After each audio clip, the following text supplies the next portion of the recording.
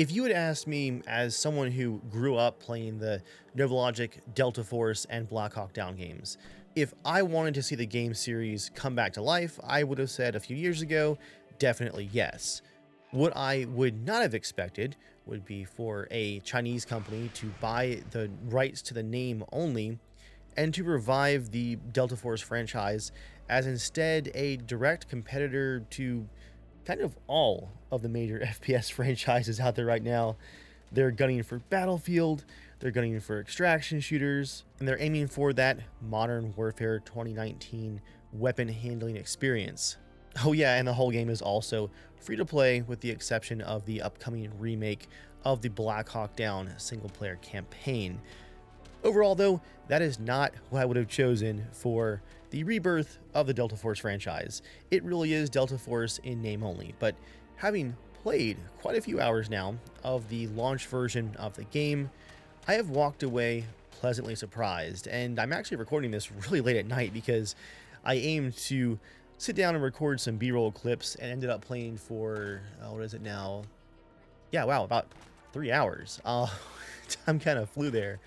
I just have to admit that the game has surprised me in mostly good ways, and although this would not be what I would have chosen myself for the direction of the Delta Force franchise relaunch, adding operators and targeting Battlefield's least successful game to copy, 2042, but I have to give credit where credit is due. Let's take a deeper look here at the launch version of Delta Force.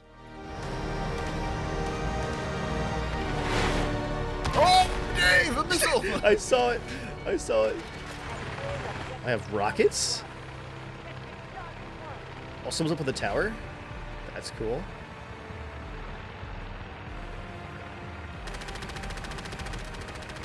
I killed him. I shut him off the windmill with the little bird. Battlefield at home? Anybody?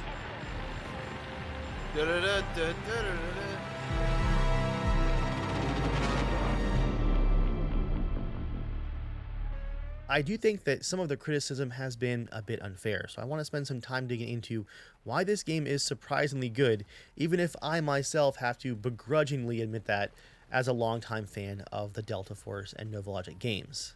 Before we dive into the details of the controversy and why this game is actually holding its own pretty well in the very crowded FPS market, let's give a thank you to the sponsor of this video, longtime channel partners over at Apex Gaming PCs. Apex built me my current PC back in 2022, and it has been absolutely awesome ever since. It is a true workhorse, and they have been there with some great support along the way whenever I have needed it, which is always the nice thing about having a pre-built.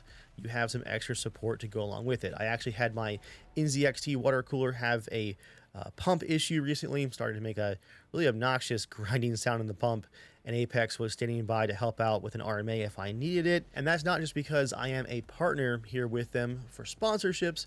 Their PCs come with a lifetime labor warranty. You can see that for yourself over on the Apex warranty and RMA information page. If you don't believe me, these guys stand behind their PCs. And if you're looking for a no-hassle way to upgrade your PC yourself, be sure and check out Apex's pre-builts. There's something there for everybody. As always, a big thank you to Apex for supporting the channel. I will have a disclaimer here that I was a part of the Delta Force content creator program.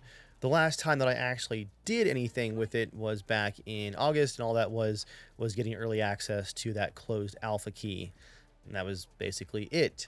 As we talk here about Delta Force as it exists here in 2024, I do want to compare it to the original games first, because I think that that's what they really wanted out of buying the name, was literally just the name.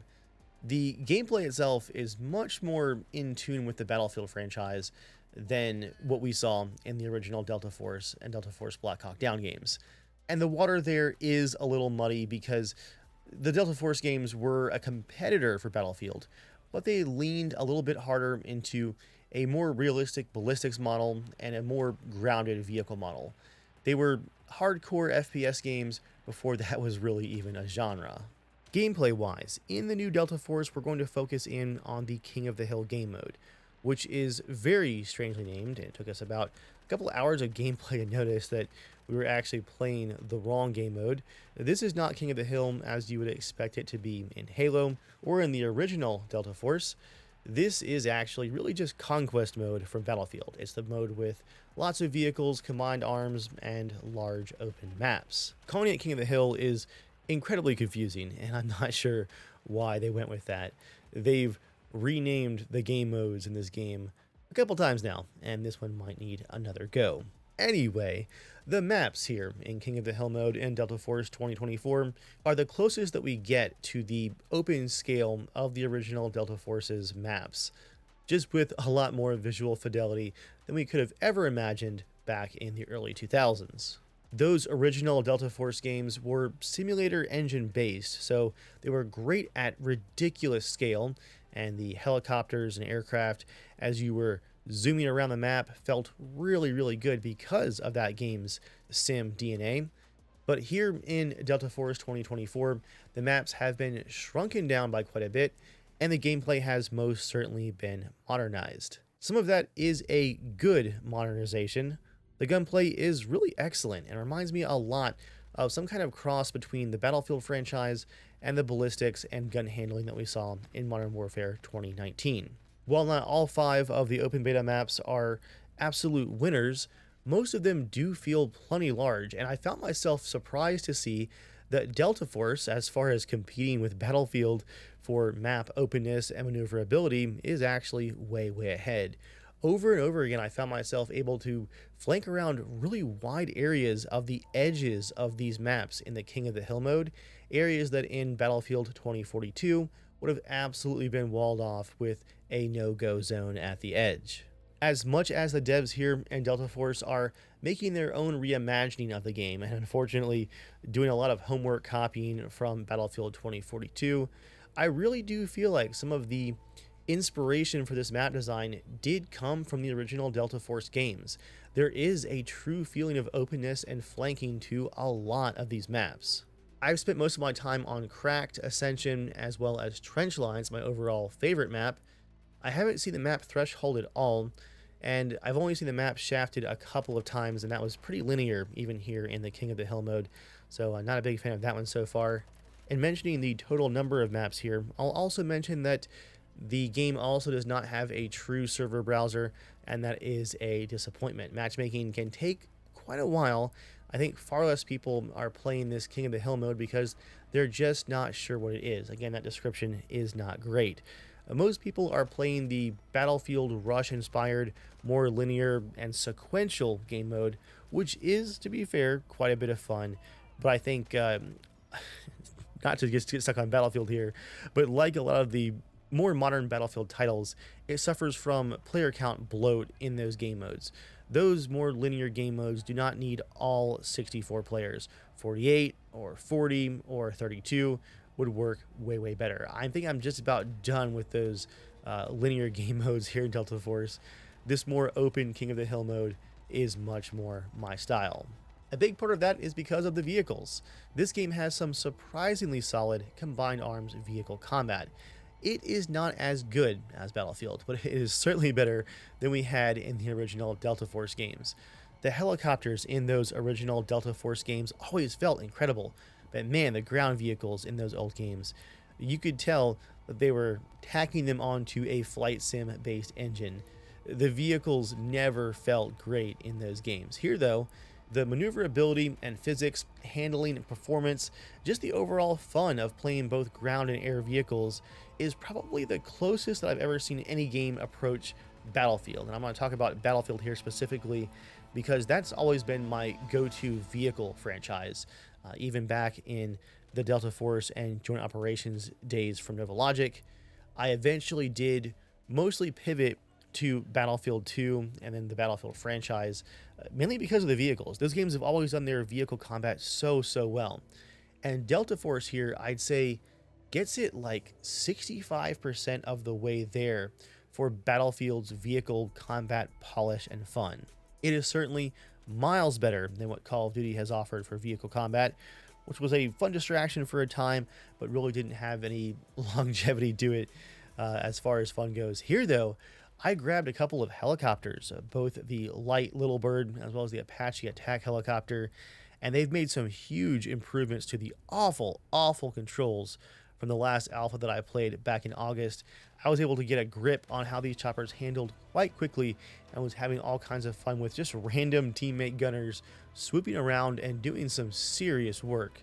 Again, this is not the first game that has tried to copy Battlefield's homework as far as vehicle combat goes. We've had games like World War III that have also done pretty well, but I'm going to go ahead and say Delta Force has gotten closer than anybody, and that's with under 10 hours in the game. There's just the right amount of depth and accessibility to make it Battlefield-esque. It's hitting that sweet spot pretty well. So, if the maps are pretty solid overall, with lots of room for flanking, and the gunplay in the game is actually very good, and the vehicles are the best outside of the Battlefield series, then what is everyone complaining about when it comes to Delta Force? Some of the complaints I can definitely sympathize with. There are some people who just say that this is not truly what a Delta Force relaunch should have been, and I understand that. I would agree that I wish we had something a little bit different, but I just hope that people will give the game an honest try. It is free to play, and see for yourself. Just because we didn't get a true quote-unquote relaunch of the Delta Force franchise doesn't mean that this game isn't still a solid amount of fun. I've also seen quite a few complaints about the game copying Battlefield 2042's operator system, and you have the goofy operators and you have their special abilities, and yes, even the voice lines. And yeah, this one I kind of get to. I wish we had just traditional soldiers, maybe a class system like in Battlefield, but it definitely could be worse.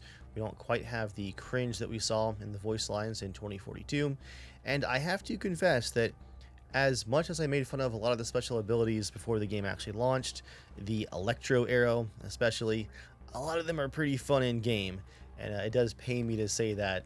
Finally, the kind of hot flash of controversy right here around the game's launch is based around the game's anti-cheat, and that also ties back to what I talked about before, just some concerns that people have about this being a Chinese developer and some worry there about, is your information secure? Is this studio beholden to the Chinese government? Is your information safe? There's some questions there, and I get and respect that. And if you're the kind of person that is very serious about your information security, yeah, maybe a free-to-play Chinese game is just too much of a risk for you. As far as the anti-cheat side of things goes, and people's worry about a kernel level anti-cheat being a security issue, this is not the first game that has used a kernel level anti-cheat. In fact, that is becoming more and more almost an industry standard. And I think that a lot of the anger and distrust here, again, just ties back to the fact that this is a Chinese developer, and there's some worry there that this software might be a little bit more malicious than it appears on the surface. And it doesn't help that there was a launch day bug where the anti-cheat wouldn't uninstall itself if you uninstall the game. That has already been hotfixed. But like I said, I think a lot of the concern about the anti-cheat is a bit overblown. In fact, there was such a review bombing of the game on launch day that I found myself wondering if at least some of it might have been a purposeful campaign by some cheat developers to try and stoke some controversy and try to get some of the heat off with the anti-cheat. I think that's definitely a possibility. It just seemed a little too organized to be 100% organic as far as the review bombing went. Outside of those issues, guys, the only things I'm really seeing with this game as far as issues for me personally are just that we have some balance issues. We need less of those X-ray spotting arrows, for example. A few things need balancing here and there, and the game does need a bit more content. Not really on guns, I don't think. The game has a solid amount of guns, but a handful of additional vehicles and definitely some more maps, especially for this King of the Hill mode that I focused on for this video, would do this game a lot of good. At the end of the day, though, I think the internet just does not want to admit this game is actually pretty solid. Let me know what you guys think of it down in the comments. I'm curious. It's free to play. How many of you have actually tried it? For now, thanks for watching. I'll see you guys next time.